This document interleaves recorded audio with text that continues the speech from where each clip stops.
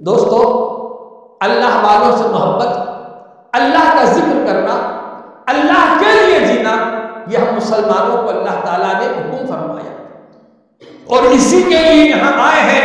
اس تھوڑی سی زندگی میں یہ سب کما کے آپ کو جانا ہے، اور اگر یہ جمع کر کے وہاں رکھیں گے تو وہاں کی زندگی چین سے گزرے گی، اور یہ یہاں جمع کرنے کے لیے آئے ہیں۔ اللہ تعالیٰ نے تھوڑی زندگی میں مشکلیں دی، مشکلات دیا ہے، پریشانیاں دیا ہے، محنتیں دی ہیں، فرائض رکھے ہیں، واجبات رکھے ہیں، ہم پر اللہ تعالیٰ نے اپنے ذکر کو رکھا ہے، بہت ساری ذمہ داریاں ہمارے سر پہ رکھی ہیں۔ ماں باپ کی خدمت ہے، بچوں کی خدمت ہے، استاد کی خدمت ہے، معاشرے کی خدمت ہے، لوگوں کے ساتھ اچھا بیہاو کرنے کا ہمارے لیے حکم ہے، سب کے چھوٹے بڑوں کے ساتھ ان کے درجات کا لحاظ رکھنا ہے۔ یہ سب اگر کوئی مسلمان صحیح طور پر اس کے حبیب علیہ السلام کے اسوہ کو سامنے رکھ کر زندگی گزارتا ہے اور پھر یہاں سے جاتا ہے تو اس کو ہر عمل کا جو ثواب ہے وہاں رکھا ہے، وہ ہمیشہ کی زندگی ہے۔ یہ 60 سال کی زندگی آزمائش کی ہے، یہ 100 سال کی زندگی آزمائش کی ہے، یعنی امتحان کی زندگی ہے۔ اگر اس امتحان میں ہم کامیاب ہو گئے تو وہاں پہ ہم کامیاب ہو جائیں گے، اگر اس امتحان میں ناکام ہو گئے تو پھر وہاں بھی ناکام ہیں۔ نعرہ تکبیر، نعرہ رسالت، خلیفہ حضور اشرف الفقہاء، اور جو اللہ اللہ اللہ اللہ کرتا ہے، اللہ کبھی نہیں بھولتا اس کو۔ میرا رب پاک ہے بھولنے سے۔ جو اسے یاد کرتا ہے وہ اسے یاد کرتا ہے، جو اس کو یاد کرتا ہے اللہ اسے اپنے بارگاہ کا قرب عطا فرماتا ہے۔ جو اسلام کے لیے جیتا ہے اللہ تعالیٰ اسے زندگی میں ایسا نام عطا فرماتا ہے کہ لوگ انہیں غریب نواز کے نام سے یاد کرتے ہیں، ہے نا؟ کتنے ایسے اللہ والے ہیں جن کو ہم یاد کر رہے ہیں۔ حضرت سیدنا امام احمد بن حنبل رضی اللہ تعالیٰ عنہ خود فرماتے اپنا ایک واقعہ، ایک دن بیٹھے بیٹھے میرے دل میں آیا کہ مجھے فلاں گاؤں کو جانا ہے۔ نکلا اس گاؤں کو گیا، شام ہو گئی تھی، رات ہو گئی۔ میں سوچا اب یہ سردی بھی بہت زیادہ تھی، سوچا کہاں ٹھہرو، مسجد ہے، مسجد میں جا کے ٹھہر جاؤں۔ ایک مسجد کو گیا، اور جب میں وہاں ٹھہرنا چاہ رہا تھا تو امام آیا، کہنے لگا یہاں نہیں ٹھہر سکتے، نکلو۔ حالانکہ وہ کہتے تھے کہ میں امام احمد بن حنبل ہوں۔ وہ امام احمد بن حنبل کون؟ یہ اس شام کے بزرگ گزرے ہیں کہ ان کا نام قرآن کے ساتھ جڑا ہوا ہے۔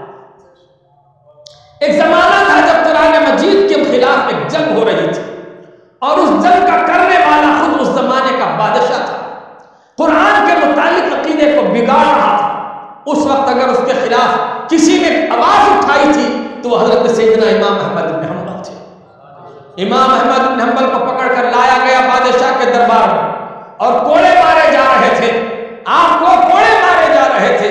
آپ جو ہے لنگی بنی ہوئی تھی، لنگی کا جو ناڑا تھا، اوپر سے جو بنا ہوا ناڑا تھا، وہ ناڑا ٹوٹ گیا۔ کیا ہونا چاہیے؟ مجھے لنگی ٹھہرتی کی گر جاتی؟ ارے بولو، جب وہ ناڑا ٹوٹ گیا تو آپ نے آسمان کی طرف نظر اٹھائی، اللہ میں نے تیرے قرآن کی عزت بچائی ہے، اب میری عزت بچانا تیرا کام۔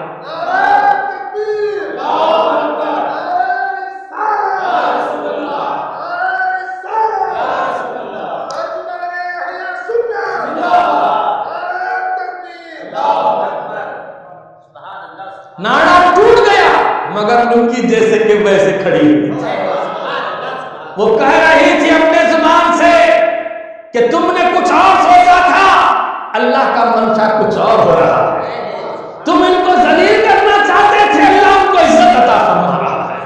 اور دیکھو وہ جتنے بدعقیدے تھے اس زمانے میں، آج بھی ان کا ایک فرقہ موجود ہے جو ہمارے سامنے بولے بستر والے ہیں نا، یہ انہی کی ایک شاخ ہے، یہ اسی کی ایک شاخ ہے۔ ان کے پاس ایصال ثواب جائز نہیں تھا، مطلب الفاتحہ بولتے شرک بولتے تھے۔ وہ بزرگان نے جن کا نام لیتے ہی مشرک بول دیتے تھے۔ وہ اس کی ایک جماعت آج بھی ہے وہ، مگر اس زمانے میں 12 شاتک بن گئے تھے، اور ان کا بڑا جاہ و جلال تھا۔ جب انہوں نے کوڑے مارے حضرت امام احمد بن حنبل کی کرامت نے اسلام کو بچایا، خدا کی قسم آج تک وہ عقیدہ باقی،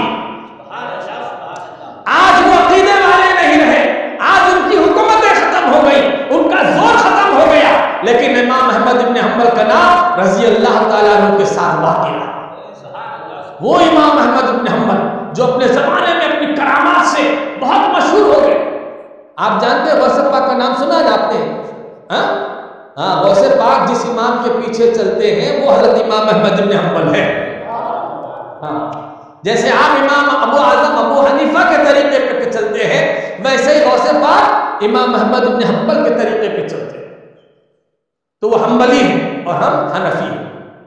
تو حضرت امام احمد بن حنبل وہ کرامت تھی، لوگوں میں بڑے آپ کے کرامات مشہور تھے، حالانکہ آپ چاہتے تو کہہ دیتے کہ میں احمد بن حنبل ہوں تو وہ امام آپ کے قدم چوم لیتا، مگر انہوں نے بتایا نہیں۔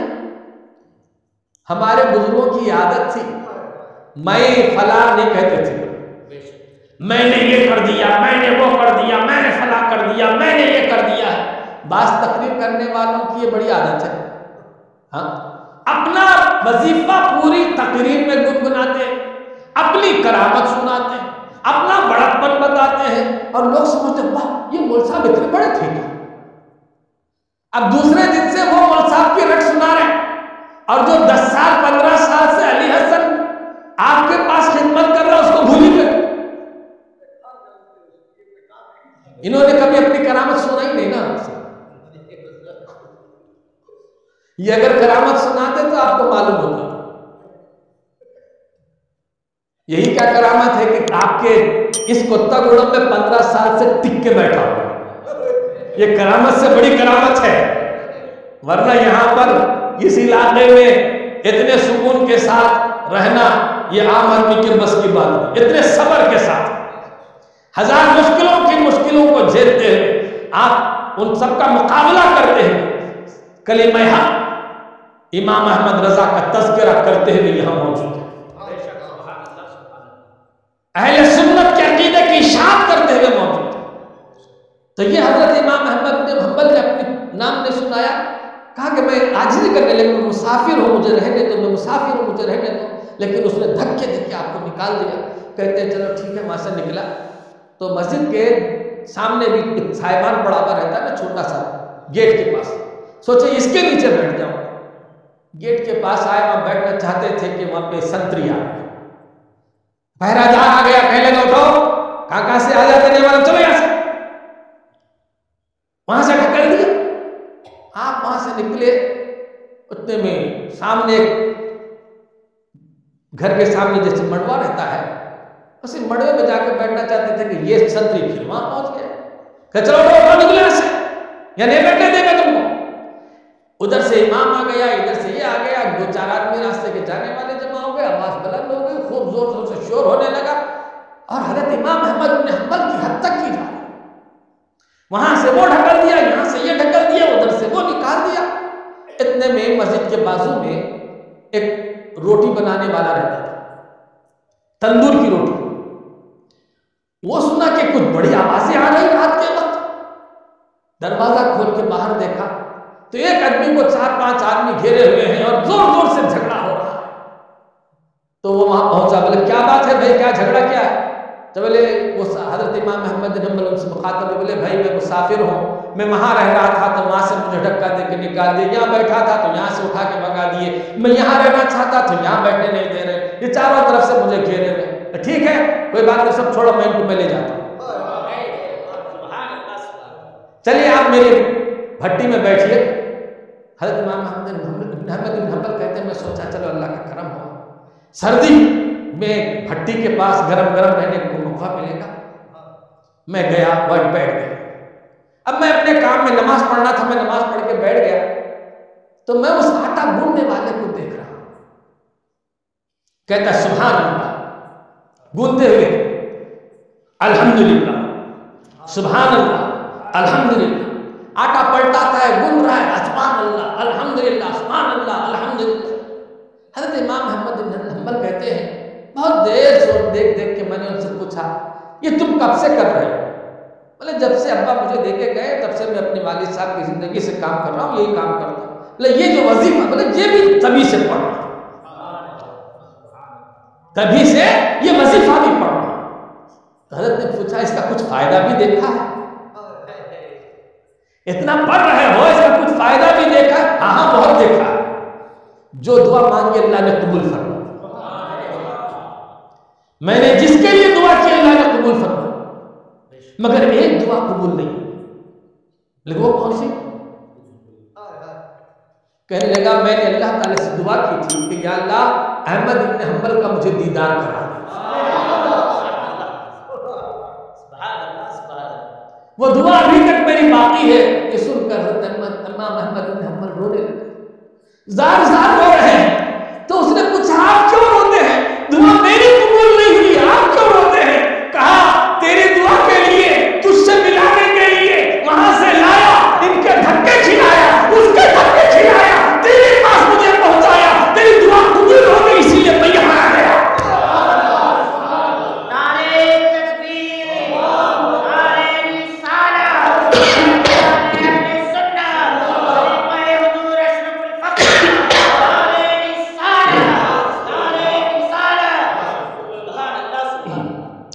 ایک عام روٹی بنانے والے کا یہ عمل ہے، اس کا یہ فائدہ ہے، اس کو یہ ثمرہ اللہ نے دیا، وہ یہ دیکھ کے ہم کو بھی بتا رہا ہے تم بھی کرو تم کو بھی ملے۔ یہ کرامات کیوں سناتے ہیں؟ یہ اولیاء کرام کے کرامات سن کے کرنا کیا ہے؟ یہ تمہارے اندر ایک جذبہ پیدا کرنا ہے۔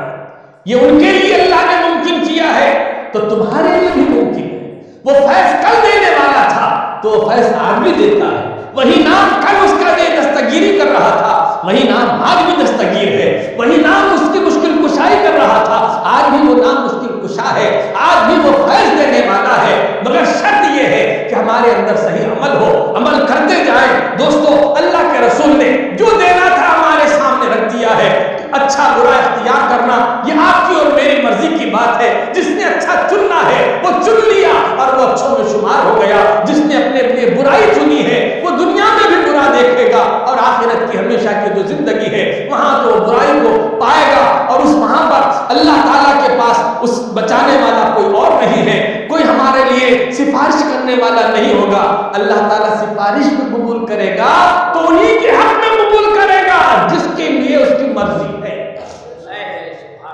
جس کی زندگی ویسی ہے، جس کے لیے وہ چانسز ہے، اور جس کے لیے وہ چانس نہیں ہے اس کے لیے نہیں ہے۔ ایمان سلامت رہنا ضروری ہے۔ ایمان سلامت رہنے کے لیے علم سے دوستی رکھنا ضروری ہے، علم کی خدمت کرنا ضروری ہے، علماء کے ساتھ اٹھنا بیٹھنا ضروری ہے، اس لیے کہ یہ ہمارے ایمان کے بچانے والے محافظ ہیں، یہ ایمان کے گائیڈ ہیں، ایمان کے گاڈ بھی ہیں، ایمان کے گائیڈ بھی ہیں، ایمان بتاتے بھی ہیں اور ایمان بچاتے بھی ہیں۔ ان کی صحبت سے ایمان ملتا بھی ہے، ایمان زیادہ بھی ہوتا ہے، ایمان میں طاقت بھی آتی ہے، اچھائی آتی ہے، برائی جاتی ہے، اچھے اوصاف آتے ہیں، برے اوصاف ختم ہوتے ہیں۔ ہمیں اپنی برائی کو ختم کرنا ہے تو کسی اچھے کو دیکھنا ہوگا۔ مثال کے طور پر آپ دعوت میں جا رہے ہیں تھوڑی دیر کے لیے، اور اگر ہماری ماں بہنیں ہیں تو وہ تو اور زیادہ رہتی، گھنٹہ بھر آئینے کے سامنے کھڑے ہوئے رہیں، ہے نا؟ آپ بھی کم سے کم جاتے جاتے ان کر کے تو دیکھ لے کے نکلتے، ہے نا؟ آپ نے اپنے برائی کو ڈھونڈنے کے لیے چہرے پہ لگی ہوئی داغ دھبے ہیں، استری صحیح ہے کہ نہیں ہے، اچھی ہے کہ نہیں ہے، ایسا صحیح ہے، کپڑا صحیح ہے کہ نہیں ہے، اپنے آپ کو کھڑے ہو کر دیکھ کے فخر کرتے ہیں میں بہت خوبصورت ہوں۔ اگرچہ کالا کلوٹا ہوتا ہے مگر وہ اپنے آپ کو خوبصورت ہی سمجھتا ہے۔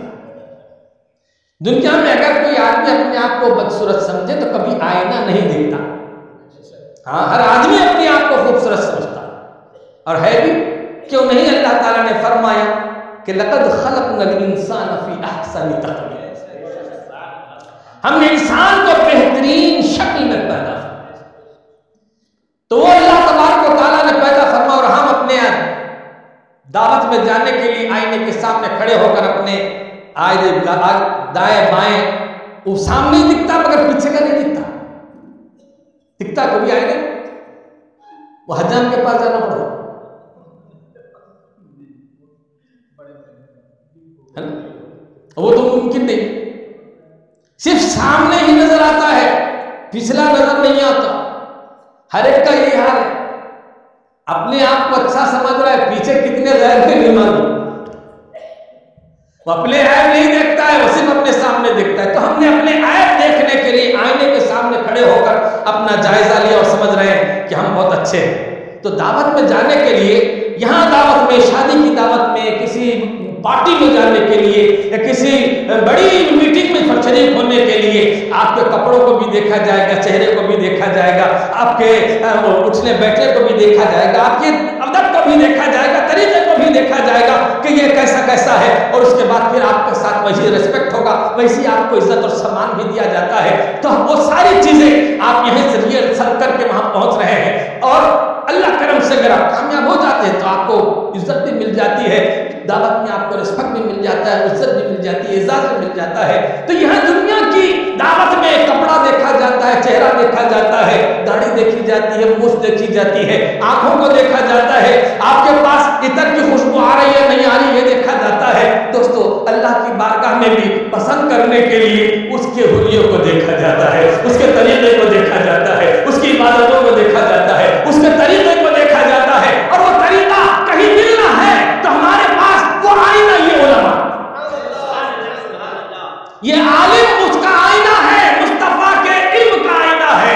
اپنے علم کو، اپنے عمل کو ان کے آئینے میں دیکھ کر اگر ہم سنوار لیتے ہیں تو خدا کی قسم یہاں ہم خوبصورت ہو جائیں گے تو قبر میں ہمیں بھی فرشتے سلام کر کے جائیں گے۔ اللہ کریم مجھے اور آپ کو علماء کی صحبت اختیار کرنے کی توفیق عطا فرمائے، علم کی خدمت کرنے کی توفیق عطا فرمائے، علماء کی خدمت کرنے کی توفیق عطا فرمائے۔ خدمت کرنا وہ پانی لا کے پلانا نہیں، بار بار ذرا جیب میں ہاتھ ڈال کے ہے نا، جیب میں ہاتھ ڈال کے خدمت کرو، یہ خدمت بڑی ہے آپ کی، ورنہ پانی پلانے والے تو بہت ہیں۔ اللہ تعالیٰ قبول فرمائے اور تعلق اہل سنت غریب نواز کو اللہ تبارک و تعالیٰ گھنی چھاؤں والا پیڑ بنا دے، جس کے سائے میں دور دراز سے تشنگان علم آئے اور آرام ہے۔